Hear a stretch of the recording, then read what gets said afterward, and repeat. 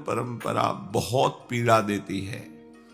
सबसे पहले बुद्धि को अधीन करके संसार में सत्यत्व भाव रख करके बार बार दुख विपत्ति संकट जन्म मरण कितना प्रपंच है। राग द्वेष का तो जाल फैला हुआ है।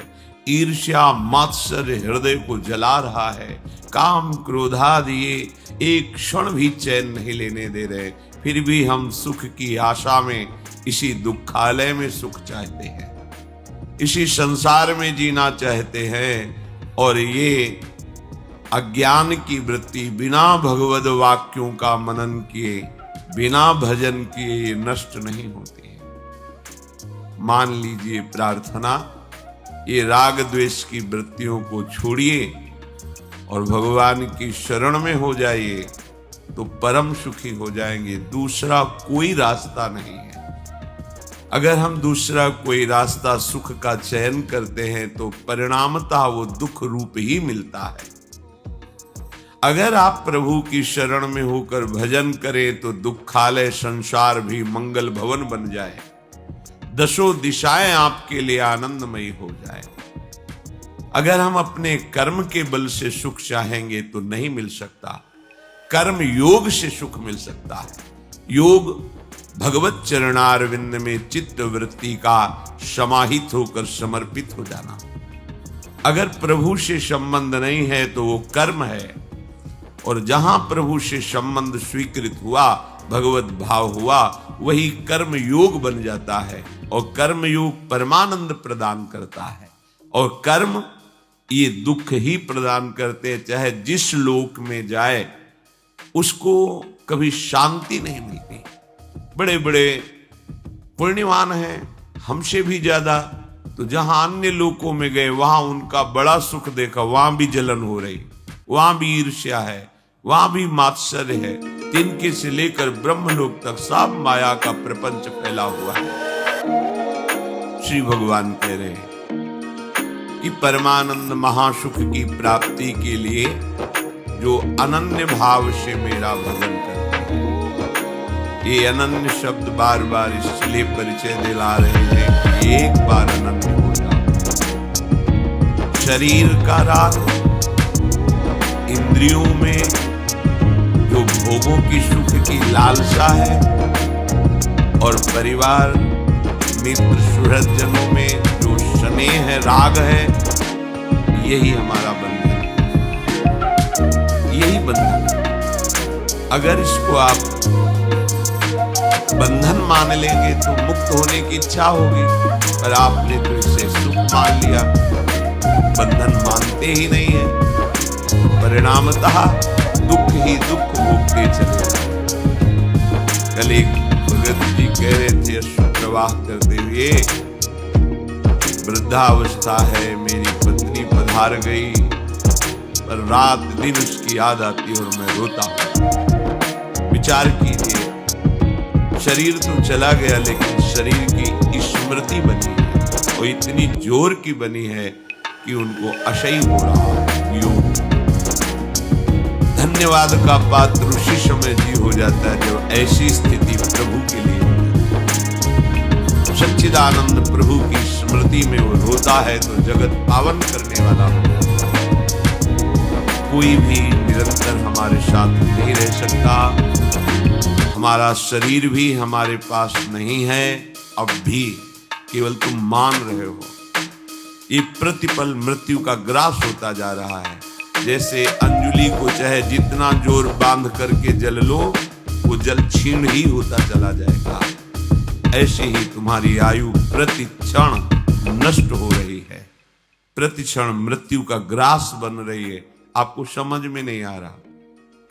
बस यही समझ प्रदान करने के लिए भगवत प्रेमी महात्माओं की वाणी में प्रभु बैठ करके उपदेश करते हैं कि तुम समझ जाओ तो परमानंद में मगन हो जाओगे।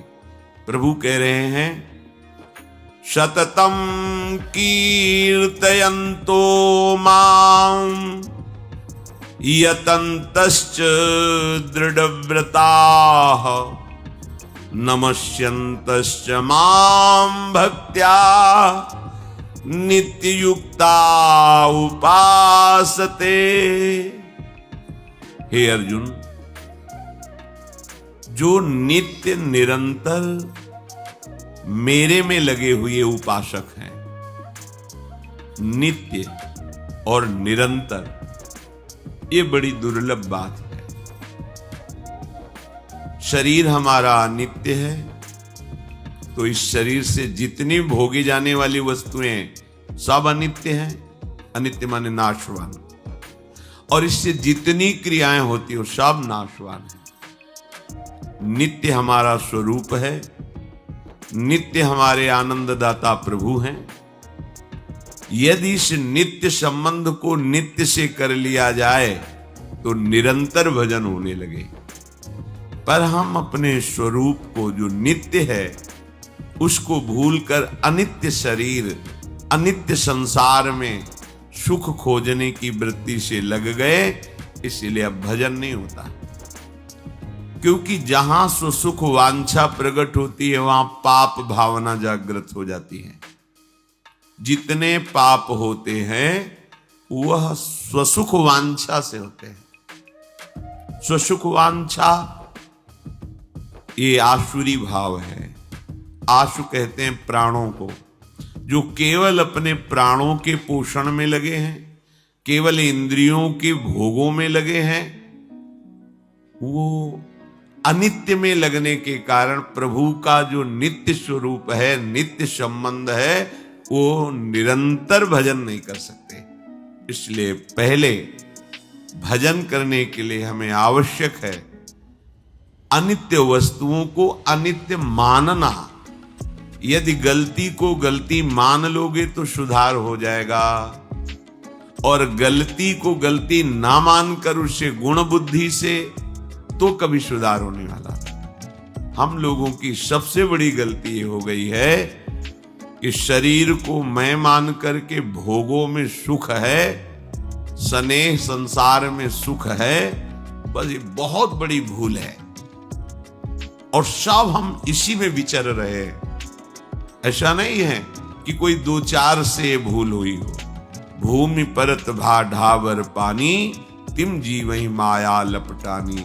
जैसे आकाश से निर्मल जल गिरता है, पृथ्वी का स्पर्श होते ही मलिन हो जाता है, ऐसे ही जीवात्मा जो निर्मल परमात्मा का अंश है, इस शरीर में आते ही वो मलिन भाव को प्राप्त हो जाता है। देह भाव को प्राप्त होना ही ये मलिनता है, क्योंकि इसी से सारी मलिनताएं प्रकाशित होती हैं। दुराचार प्रवृत्तियां, अभक्ष पदार्थों को खाना, हिंसा आदि वृत्तियां, चोरी, नाना प्रकार के आसुरी भाव इसी में छिपे हुए हैं, देह भाव में। हमें जब तक प्रभु के चरणारविंद का आश्रय और उन्हीं को केवल अपना मानना ऐसा भाव नहीं आता, तब तक निरंतर भजन हो ही नहीं सकता। कितने भगत जन ऐसे मिलते हैं जो कहते हैं हमारा 24 घंटे भजन होता है, फिर इसके बाद वही बोलते रहते हैं, मैं बहुत अशांत हूं, मैं बहुत परेशान हूं, मन हमारा बहुत हमको जलाता है। क्या बोल रहे हो? निरंतर भजन और ये स्थिति मजाक कर रहे हो। निरंतर भजन होने लगे तो किसी की ताकत नहीं कि उसके हृदय में अशांति पैदा कर दे। आप झूठ से अपने को मान रहे हैं कि मैं निरंतर भजन करता हूं, क्योंकि निरंतर भजन करने वाले के शब्द ही नहीं निकलेंगे। जब मन प्रभु आनंद सिंधु में लगा है तो अशांत कैसे हो सकता है? मन अशांत है तो भजन किससे कर रहे हो? चित्त वृत्ति विक्षिप्त हो रही है तो चित्त वृत्ति संसार में लगी, प्रभु में कहां? अभी तुम मैं से जुड़े हुए शरीर को लेकर डोल रहे हो, निरंतर भजन कहां? निरंतर भजन तो जब प्रभु में और अपने में अंतर खत्म हो जाता है तब होता है निरंतर भजन। शरीर भाव का त्याग करके अपने अंशी प्रभु में प्रतिष्ठित हो गया। ब्रह्मविद ब्रह्मैव भवति, भगवत स्वरूप हो गया, अब निरंतर भजन होता है। पर इसके लिए हमें प्रयास करना है।